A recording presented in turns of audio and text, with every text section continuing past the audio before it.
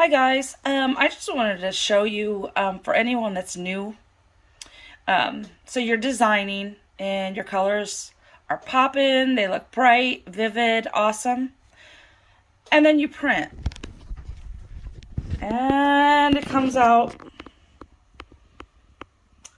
almost looks black and white, but it's not.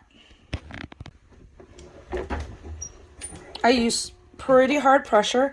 I do about 395. I do for 70 seconds. Okay, and here it is, hot off the press. Bum, bum, bum. There you have it. Get it in the light a little better. So the green does turn out, even though it did look black and white on the print. Don't worry, it'll come out perfect. Thanks.